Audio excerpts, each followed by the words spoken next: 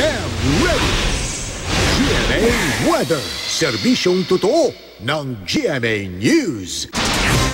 Maliwalas na panahon ang mararanasan sa malaking bahagi ng Luzon bukas. Maliban na lang sa Bicol Region na may mahina hanggang katamtamang ulan.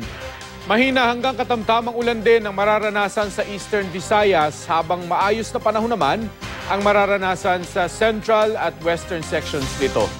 Sa Caraga Region sa Mindanao, mataas ang tsansang umulan sa umaga.